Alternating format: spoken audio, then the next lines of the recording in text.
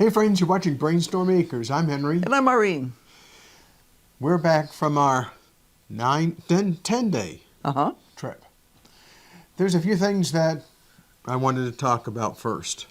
One was, you may recall that about 5 weeks ago I started having a problem with a knee. And 3 days before we were going to go to this event, I went to see my doctor and had a long conversation with him. And I went to the event. I came back, told Irene we're going. But I did a couple of things. One was I had some additional antibiotics in case the course of antibiotics that I had didn't do the trick. The other one was I had the phone number and the name of one of his associates down in the Tempe area, so that if I had a real problem, I'd have a way to get in and see somebody. Right, he'd only have to drive half hour instead of trying to figure out how to make connections. Or, well, we've had the doctor send prescriptions before, but you don't really want to have to do that if you can avoid it. And in this case, you had a prescription, so it was a good fallback position. How would you describe the event? Wow. That's a tough one. I don't want to say it was a bad event because it wasn't a bad event. It was cold. It was cold. Rainy. It was windy. Yeah. It was blustery. Yeah. It was the most difficult event I've done in quite a while. It's definitely the most difficult event that we've done in a very long time. Right. Certainly with Rufus, it's the most difficult event because we haven't had him that long. But it's not the most dangerous event we've ever done. We've been in straight line winds from a tornado before. That's no fun. And that also included heavy, heavy rain, heavy, heavy wind, and hail. It's the only time that our tent started to come down. We lost one corner pole on our tent. Unfortunately, our next door neighbor lost one entire side of his tent going down. Right, right. So we lent him a hammer because we had to. And the problem with that event was that when that straight line wind hit, we had hail. Right. So water was pooling on the top of the pavilion. And every time you would pull it, you would get a couple of gallons of water with hail, which is ice water, right down the front of your shirt. It was chilly. Yeah, that was miserable. This one, we had heavy rains, but they weren't that sort of thing. The biggest problem there was we were just in the wrong place at the right time. I mean, we knew it was coming, we just didn't know how bad it was going to be. It was the atmospheric river that was predicted to come in out of California, across from Hawaii, so they sometimes call it a Pineapple Express. And it just produces a huge amount of rain and wind and all that. I mean, this is what was making the mess down in LA and San Diego and places like that, where they had all kinds of flooding, and they still have houses falling off cliffs and everything else down there because it's just washed everything away. And it definitely did all the things here. Yeah, it did all the things here. The big advantage was this particular site that we're at is specifically designed to drain well. It's designed to be used as parking for a large racetrack that's nearby. So it's not paved, it's gravel and sand and stuff like that, but it's engineered, which means the worst mud that I saw on the site, now I didn't search the entire site, but the section of the site that we were on, the deepest mud got to be 1 inch deep. And most of it was half an inch or less. In previous locations for the same kind of event at the same time of year, right, we've had 10 inches, 12 inches of mud. Yeah, and even and just you watch people's feet getting sucked, the boots getting sucked off their feet, and they had to let part of the merchants, the last year we were there, they had to let part of the merchants area stay an extra couple of days because we couldn't get our trucks in to get out.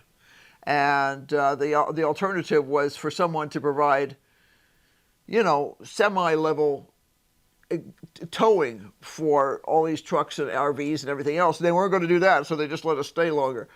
In terms of mud and stuff like that, it was super minor. I mean, yeah, we had mud in the pavilion and stuff like that, but we got wet. Yeah, we got wet, but the pavilion is 20 feet from front to back and right. 20 feet from side to side. Right. The wind blew rain in For the more than rain. halfway. Yeah, had to completely close the front of it. Usually we can, when it's raining, we can still leave at least one doorway. It's a man door wide, like 33 inches or something, wide in the front, and people could come and go. But first of all, there was nobody outside because you had to be some sort of a nutcase to be outside at that point, because you would literally get blown down by the wind.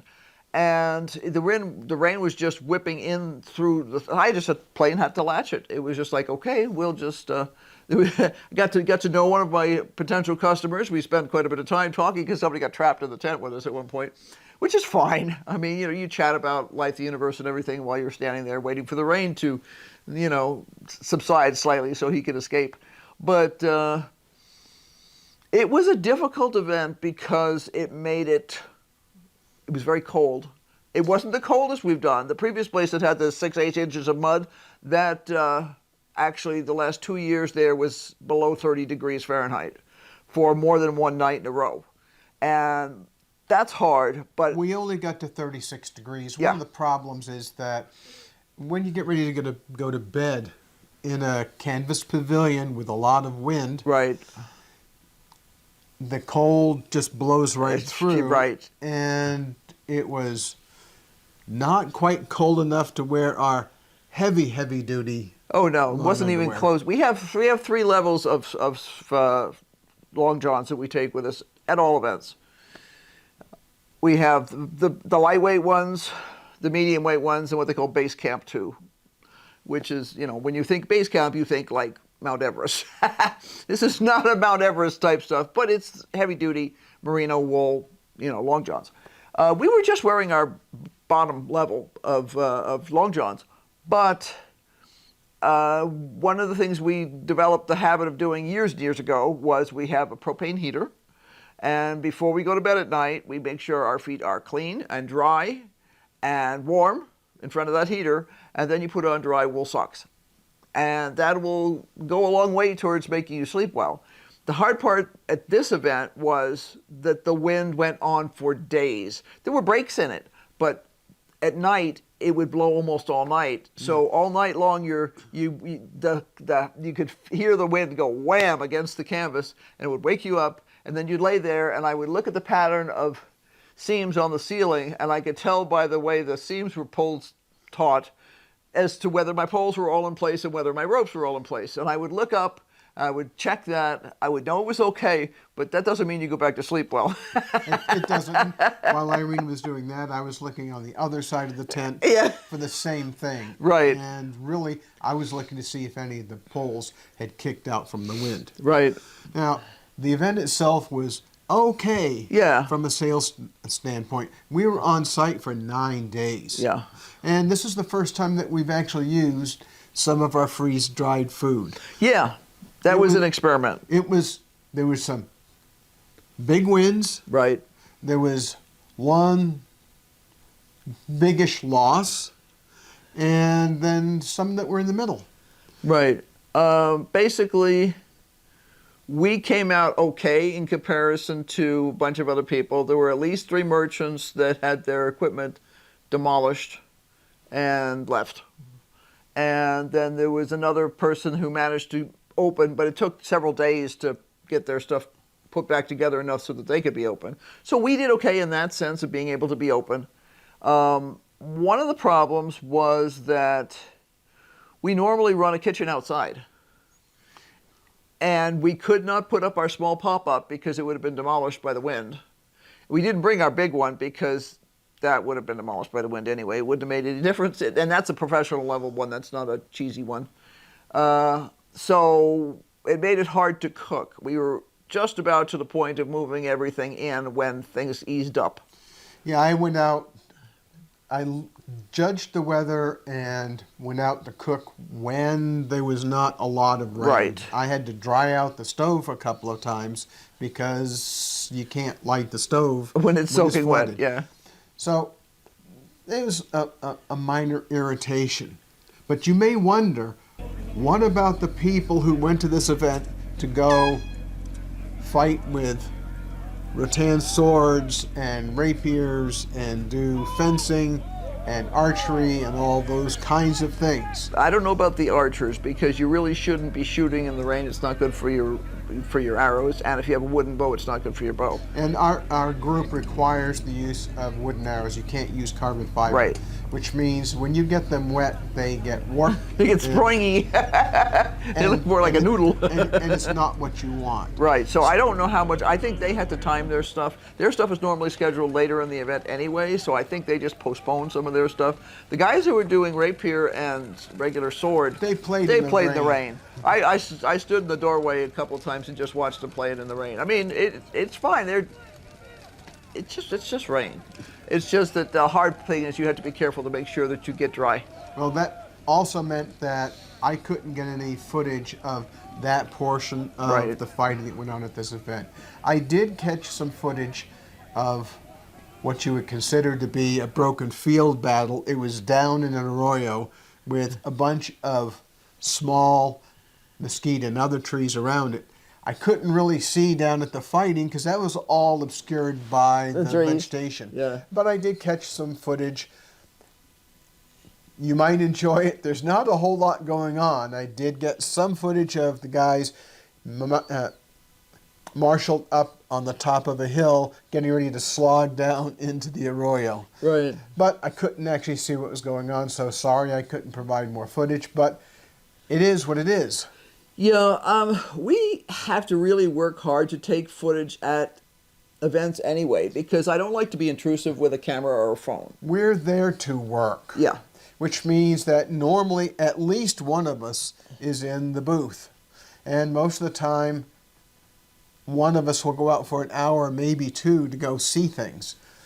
If there happens to be fighting going on, I'll take a camera with me and I'll kind of hide off on the side. Right. We were lucky enough to be able to hear some of the singing and stuff like that. That was close enough by that they were under a tent, and we were under a tent, and you could hear them from a distance, and that was really nice. Now, a friend of ours ran a blacksmithing demo at the event. He had a good time. He brought his anvil, brought all of his stuff, and he broke down the same time that we did. Right. He set up same time as we did, or a little bit after, I think. See, it was either Sunday or Monday, I don't remember. Yeah.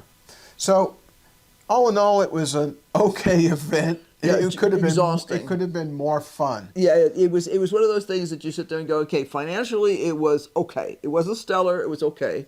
I did get a couple of orders that I've got to work on at home here because they're special orders and stuff like that.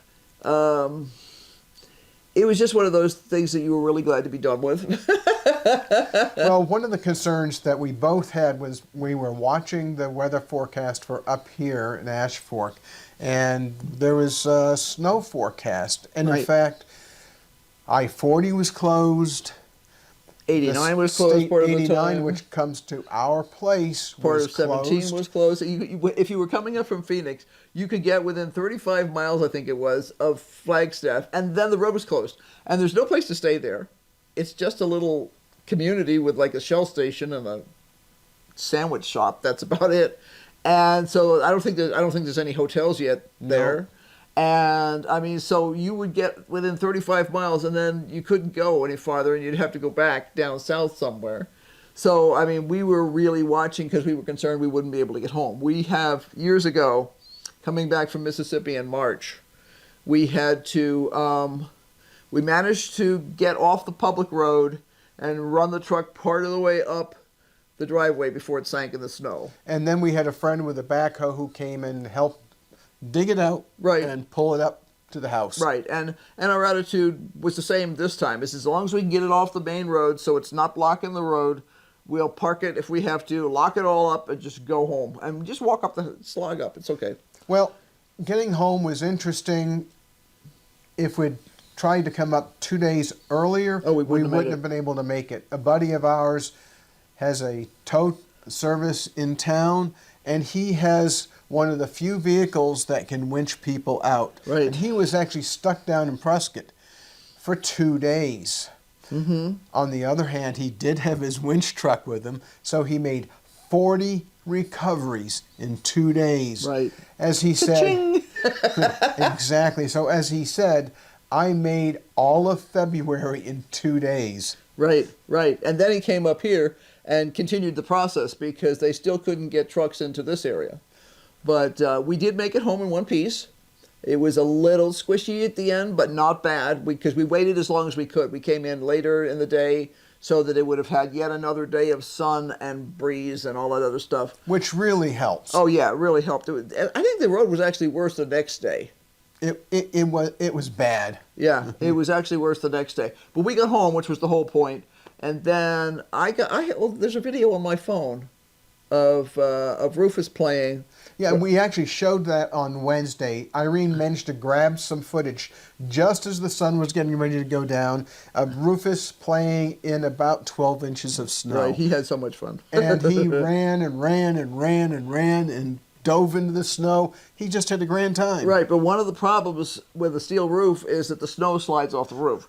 So we had to dig our way into the house, which we expected. I was waiting for that. In fact, that was how we knew we'd be able to tell exactly how much snow we got. I checked the rain gauge yesterday, or in the morning, and we had a little bit more than an inch of rain. So we had over 12 inches of snow. So over 12 inches of snow. Which is about what we see around our house. Mm-hmm, mm-hmm. Now, getting home was awesome. I was really looking forward to turning on the pellet stove and relaxing, but such was not to happen. Well, there had been snow on the solar panels for probably 6 days by that time, which means the solar system was dead. Well, when she says dead, you may remember that I've been trying to get 3 batteries to balance within a half volt so I can hook them all back up together. Right. This has been going on for months.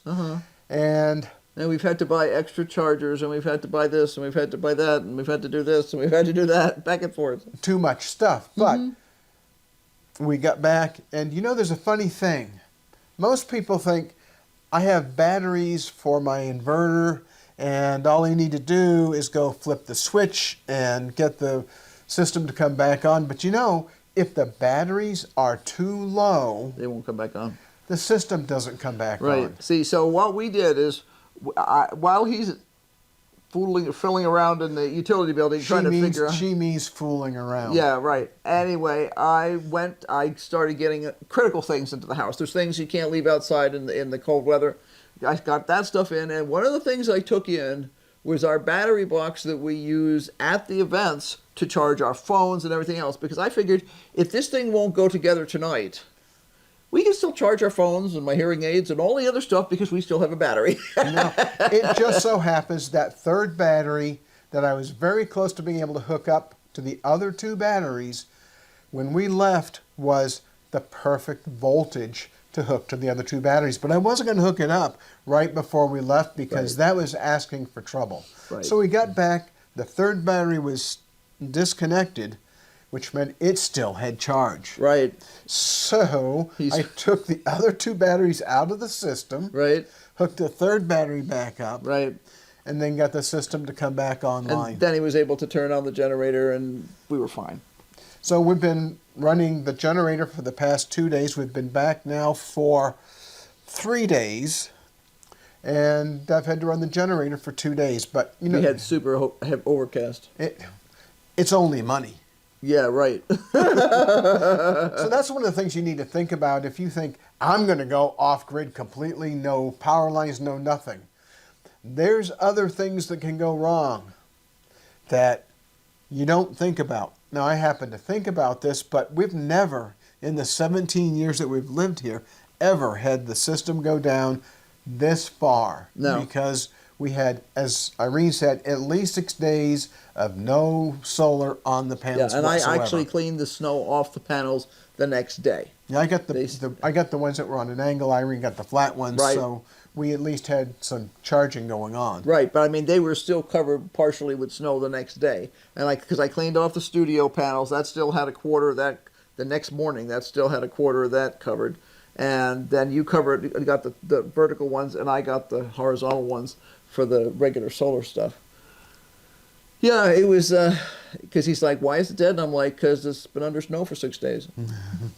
And one of the things you don't think about is that when you think of a solar system with the inverters and everything sitting there, you should think of a cup with a slow leak in it. If there's no solar coming in, the actual equipment that runs the system is using power. So that slow leak is the actual inverters and stuff like that that would power your house eating electricity. So over time, when you have, like, my guess is there had been almost no solar right before we left because it was snowing the morning we left. There was no solar when we left. Right. And it was snowing, so my guess is that we probably had enough snow at that point to include the solar panels. Either that day or the next day. We So had a couple of days after that that might have been clear, but I couldn't tell that it was clear. I was checking. Right. Well, the thing phone. was, if once you've got a couple of inches of snow on it, it doesn't make any difference because it's not getting much light. And there were several bands of snow that came through. So if one was starting to melt off, the next one would get on there and stick because it would be wet. So there was just no power for a long time. So the leaky cup leaked out, and all the way. all the way. And I'll tell you, it's a royal pain in the neck to get those batteries to start accepting charge once they've gone down that low. I have one working just fine. The second one started working last night. So I get to charge up those batteries. I'll put them back together. I'll take the third one off that I'm using right now. I'll do some other things to that battery that I was ready to do right before we left. Then I'll make sure that all the battery voltages are right. Mm-hmm. You know what? I'll do a show specifically about solar systems, the trials that we've had, and what you need to look out for. So watch for that next week. We're about ready to run out of battery on this camera. So right. And I got to get to work. So, thanks for watching. We'll talk with you later. Bye. Don't forget to hit like, subscribe, and ring the bell for notifications because we got a lot of stuff to do. Yeah, and don't forget to brainstorm because obviously we are.